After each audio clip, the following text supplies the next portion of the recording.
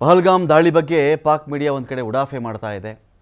ಉಗ್ರರ ದಾಳಿ ಬಗ್ಗೆ ಸುಳ್ಳು ಸುದ್ದಿಯನ್ನು ಪಾಕ್ ಮಾಧ್ಯಮಗಳು ಹಬ್ಬಿಸ್ತಾ ಇವೆ. ಇಲ್ಲಿ ನೋಡಿ, ನೀವು ಏನೇ ಮಾಡಿ ಬೆಲ್ಲದ ಕಟ್ಟೆಯ ಕಟ್ಟಿ ಬೇವಿನ ಬೀಜವನ್ನು ಬಿತ್ತಿ ಜೇನಿನ ಮಳೆ ಸುರಿದ್ರು ಬೇವಿನ ಬೀಜದ ಗುಣ ಏನು ಹೇಳಿ? ಕಹಿನೇ.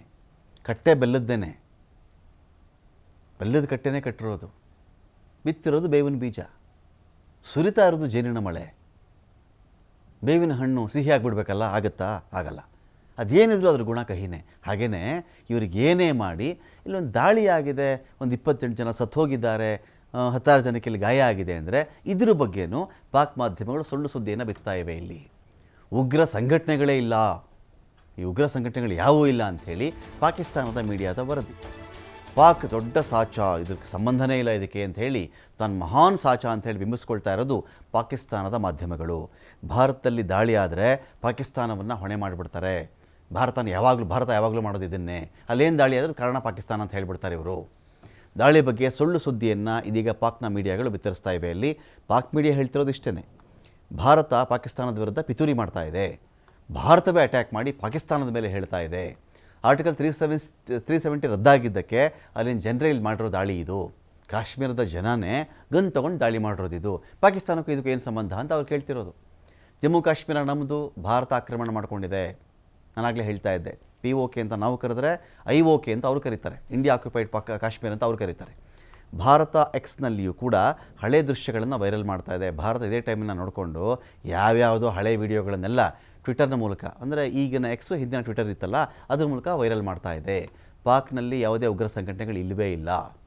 ಆಯಿತು, ಇದರ ನಡುವೆನೇ ಹಾಗಾದರೆ ಪಾಕಿಸ್ತಾನದ ಮಾಧ್ಯಮಗಳು ಈ ಥರ ಹೇಳ್ತಾ ಇದ್ದಾರಲ್ಲ, ಇದಾದಮೇಲೆ ಪಾಕಿಸ್ತಾನದ ಸ್ಥಿತಿ ಏನೂ ಮಾಡಿಲ್ವಲ್ಲ ಅವರು?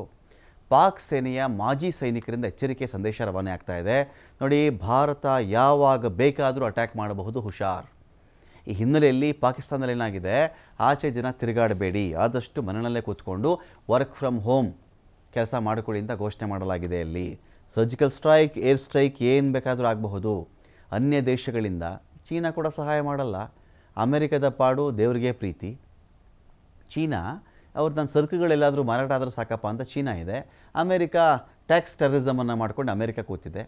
ತೆರಿಗೆ ಭಯೋತ್ಪಾದನೆ, ನಿನ್ನ ಮೇಲೆ 100% ಹಾಕ್ತೀನಿ, 200% ಹಾಕ್ತೀನಿ. ಯಾವುದೋ ಸೋಲಾರ್ ಉತ್ಪನ್ನಗಳಿಗೆ 3,500% ಟ್ಯಾಕ್ಸ್ ಹಾಕಿರಬೇಕು. 3,000-3,500% ಟ್ಯಾಕ್ಸು ಯಾರು ತೊಗೋತಾರೆ? ಇದರ ಮಧ್ಯದಲ್ಲಿ ಅಮೆರಿಕನೂ ಇಲ್ಲ, ರಷ್ಯಾಗೆ ಉಕ್ರೇನ್ದು ಚಿಂತೆ ಇದೆ, ಅಮೆರಿಕಾಗೆ ಟ್ಯಾಕ್ಸ್ ವಾರ್ನ ಚಿಂತೆ, ಚೀನಾಗೆ ಪ್ರಾಡಕ್ಟ್ಗಳು ಸೇಲ್ ಆಗಲ್ಲ ಅನ್ನೋ ಚಿಂತೆ, ಅಫ್ಘಾನಿಸ್ತಾನಕ್ಕೆ ಅದರದ್ದು ಊಟ ಹುಟ್ಟಿಸ್ಕೊಂಡು ತಿಂದರೆ ಅದೇ ಸಾಕಾಗಿದೆ ಅಫ್ಘಾನಿಸ್ತಾನಕ್ಕೆ. ಸೊ ಹಾಗಾಗಿ ಭಾರತಕ್ಕೆ ಇದೇ ಟೈಮಲ್ಲಿ ಅಮೆರಿಕನೂ ಸಪೋರ್ಟ್ ಮಾಡಬಹುದು, ಬೇಕಲ್ಲ ಪ್ರಾಡಕ್ಟ್ಗಳು. ರಷ್ಯಾ ಕೂಡ ಸಪೋರ್ಟ್ ಮಾಡಬಹುದು. ಭಾರತ ರಷ್ಯಾದಿಂದ ದೊಡ್ಡ ಮಟ್ಟದಲ್ಲಿ ತೈಲೋತ್ಪನ್ನಗಳನ್ನು ಆಮದು ಮಾಡಿಕೊಳ್ತಾ ಇದೆ. ಇಸ್ರೇಲ್ ಹೇಗಿದ್ದರೂ ಭಾರತದ ಗೆಳೆಯ. ಅಫ್ಘಾನಿಸ್ತಾನಕ್ಕೆ ಭಾರತ ನೆರವು ಕೊಟ್ಟಿದೆ, ಅನೇಕ ವರ್ಷಗಳ ಕಾಲ ಅದಕ್ಕೆ 100 ಕೋಟಿ ರೂಪಾಯಿ ನೆರವನ್ನು ಕೊಟ್ಟಿದೆ. ಇವರೆಲ್ಲ ಭಾರತಕ್ಕೆ ಸಪೋರ್ಟ್ ಮಾಡಿಬಿಟ್ರೆ ನನ್ನ ಗತಿ ಏನು? ಭಾರತದಿಂದ ಜಲ ಒಪ್ಪಂದದಿಂದ ಪಾಕ್ನಲ್ಲಿ ನೀರಿಗೆ ಬರಬಹುದು. ಸಾಕಲ್ವೇನ್ರಿ? ಗುಂಡೆ ಸುರಿಸ್ಬೇಕು ಅಂತೇನಿಲ್ವಲ್ಲ, ನೀರಿಗೆ ಬರ ಬಂದರೆ ಏನು ಮಾಡ್ತಾರೆ ಇವರು?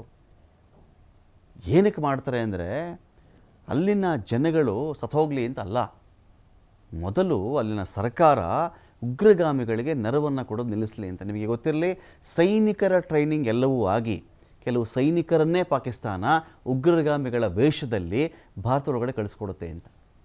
ಸೈನಿಕರದೇ ಟ್ರೈನಿಂಗ್ ಅವ್ರಿಗೆ, ಸೈನಿಕರೇ ಅವರು ಟೆರರಿಸ್ಟ್ ಕಾಸ್ಟ್ಯೂಮ್ಗಳಲ್ಲಿ, ಟೆರರಿಸ್ಟ್ ರೂಪದಲ್ಲಿ ಕಳಿಸ್ಕೊಡೋದು. ಹೊಡೆದುಬಿಟ್ಟು ಬಂದ್ರಾ ಲಾಭ ಪಾಕಿಸ್ತಾನಕ್ಕೆ. ಈಗೆಲ್ಲ ಪಾಕಿಸ್ತಾನ ಸೇರ್ಕೊಂಡ್ಬಿಟ್ರೆ ಲಾಭ ಅವ್ರಿಗೆ. ಸತ್ತೋಗ್ಬಿಟ್ರಾ ಆಯಿತು, ಸಾಯಲಿ, ಏನಾಗಬೇಕಾಗಿದೆ?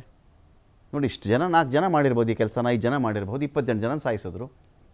ನಾಳೆ ಅಕಸ್ಮಾತ್ ಸಾಯಿಸಿದ್ರೆ, ಈಗ ಆಲ್ರೆಡಿ ಹೇಳ್ತಾ ಇದ್ದಾರಲ್ಲ, ಇದಕ್ಕೂ ಪಾಕಿಸ್ತಾನಕ್ಕೂ ಸಂಬಂಧ ಇಲ್ಲ, ನೀವು ಆರ್ಟಿಕಲ್ 370 ತೆಗೆದುಬಿಟ್ರೆ ಅದರ ಕೋಪಕ್ಕೆ ಕಾಶ್ಮೀರದವರೇ ಮಾಡಿರೋ ಕೆಲಸ ಅಂತ ಹೇಳ್ತಾ ಇದ್ದಾರೆ ಅವರು.